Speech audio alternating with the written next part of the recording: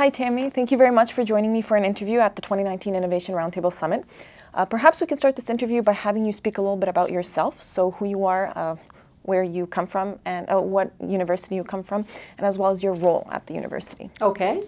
Well, I'm happy to be here, for one thing. I am a professor at London Business School in the Department of Organizational Behavior. My special focus is on kind of the intersection between leaders and organizations. I'm really fascinated by how do leaders' behaviors influence organizations today, and what can leaders do to make their organizations more adaptable for the kind of challenges they face today. Mm-hmm. That's very interesting. So can you comment on some of the emerging trends that in relation to leadership and culture, specifically in the intelligent economy? Well, I think the intelligent economy really is at the core of it. Basically what happens is over time, the bases of competition, the fundamental bases of competition in any economy changes. And so we're coming out of a century where the big question facing a lot of people was, how do we make a lot of stuff, whether it's a lot of cars or a lot of hamburgers or whatever it is, in a consistent way at the lowest possible cost. We've been in a world of scale and efficiency. And the leadership behaviors that have been developed over the last 100 years are really optimized for that kind of a challenge. They're designed to meet that challenge and do it extremely well. They're wonderful behaviors.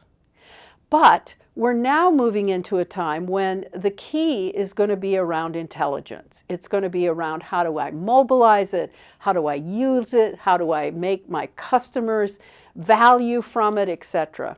And that's a very different challenge than scale and cost.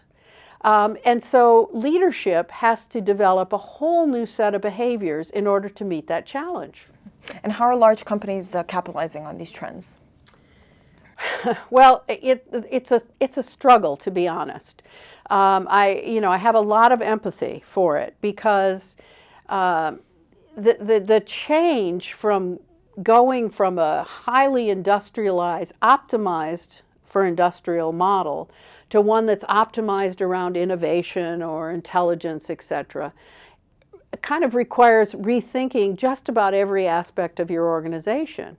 And so some of the traditional approaches that leaders have been taught about change management have a very gradual kind of feel, and frankly, they just don't work.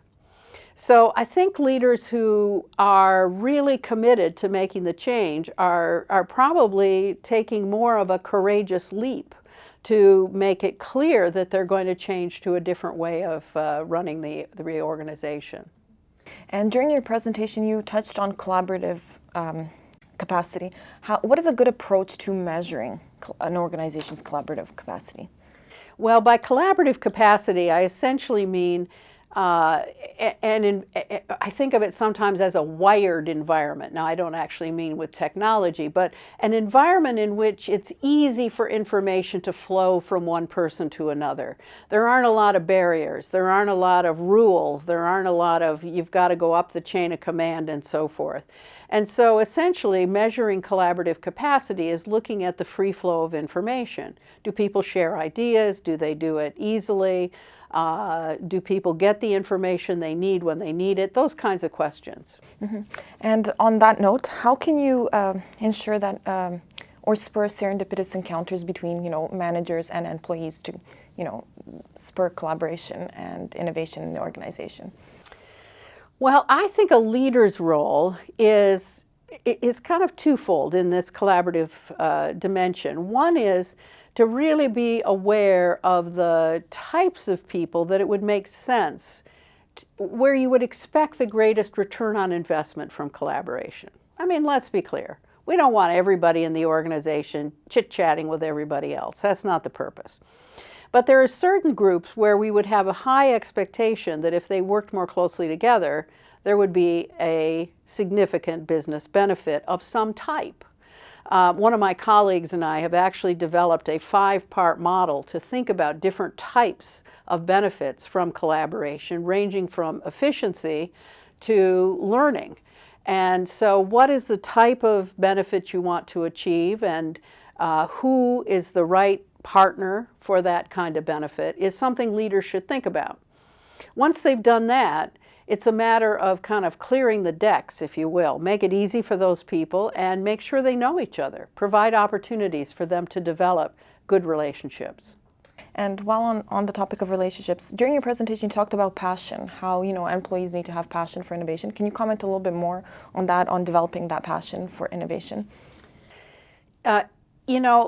Passion or engagement, whatever you want to call it, is I think the engine, if you will, that drives what we need to have done today.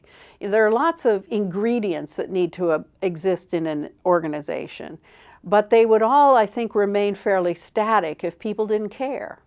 And so this sense of caring and caring enough to put in the extra effort to actually make things happen, whether it's to bring ideas together, to share ideas, to sense what's happening in the environment and bring that idea back to the organization.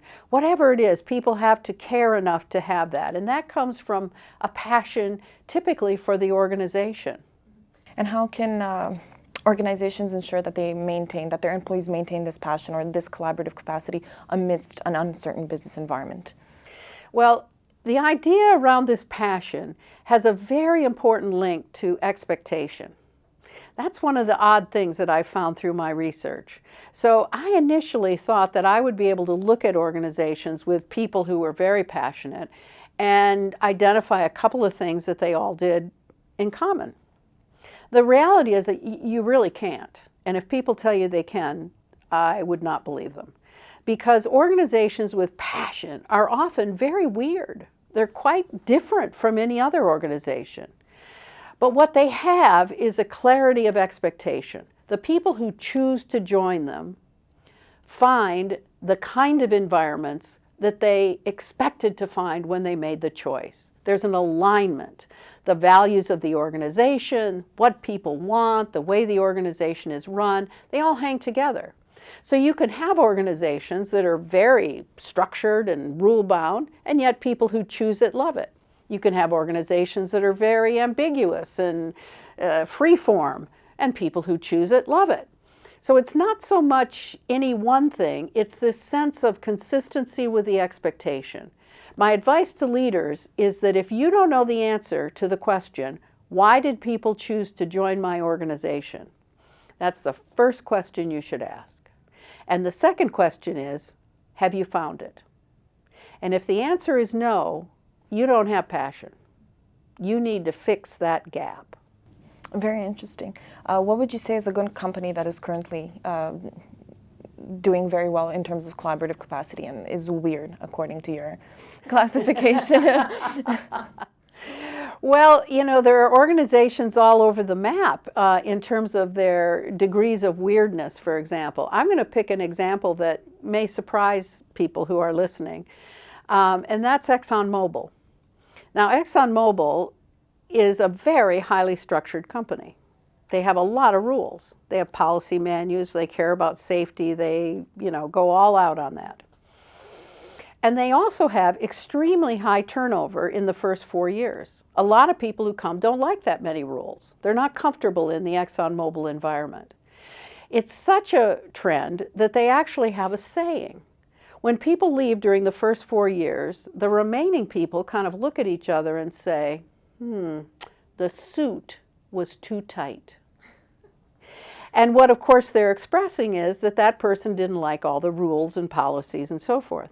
Now, after about 4 years, turnover essentially drops to near zero, and the people who are left love working in that kind of an environment. They thrive in it. It's exactly what they want.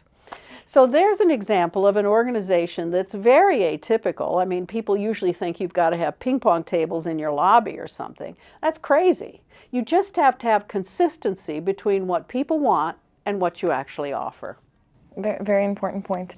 Can I ask you what leadership capabilities are important for organizing innovation teams, particularly when they're of cross-functional nature? So if you have a cross-functional team, which by the way is one of the most difficult kinds of teams to manage, functional differences turn out to be one of the most important elements of diversity. It's not gender or age or culture or any of that kind of stuff. It is functional skill that's the real difficult one. You need to work harder to make sure people understand the contributions that each other can make. Basically, you have to put more energy into the trust-based relationship building process that exists. Other skills that leaders should have is they should be very efficient.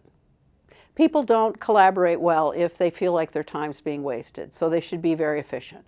They should define the roles clearly, so they should make people comfortable about what each person is expected to contribute to the effort. They should let people have a voice in how well peers are contributing to that effort. So in other words, not judging everything from your perspective, but really listening to what's happening in the inner workings. And they should treat people like adults. We find that, for example, organizations that have too many school rules, you know, what to wear and when to show up and all that stuff, are much less likely to have effective collaboration than ones that really say, you're an adult, make a good choice. Very interesting. What would you say is the most interesting thing that you have learned in your research? You know, my research today has to do with, I would say, the role of the most senior executive leaders. That's where I'm kind of focused at the moment, because here's what I'm seeing. Companies recognize intellectually that the environment we're going into requires a different set of capabilities. It requires people to be collaborative and innovative and agile. That's one of the other hot buzzwords. And so a quick inclination is, well, I better send people to London Business School and have a professor tell them how to be agile or collaborative. The reality is that work is heartbreaking for me, because I often know that I'm teaching people skills and I'm going to send them right back to an organization in which it would be impossible for them to execute those skills. So my fascination today is, what are the things that senior leaders really have to change if they're going to enable the next level of leaders to implement the kinds of behaviors that we teach when we teach about collaboration and agility. Mm-hmm. And to end on this note, what do you see as the next emerging trend or emerging topic in this field? So in terms of collaboration and leadership. I think there are a couple things. So one, with collaboration, I think we've done far too little in really talking about why to collaborate. There are lots of companies out there that use collaboration as a generic good, like you should be collaborative. Well, that's crazy. I don't want you to be collaborative all the time. There's a lot of time I want you just to focus and do your work. So the whole question of the strategy of collaboration is one that I find very, very interesting. And the second question on leadership, I think one of the interesting leadership questions is, I call it kind of the design element. How do you design to allow the kind of behaviors to happen that you really want to have happen? Very interesting. Tammy, thank you very much for this interview. Thank you. You're very welcome.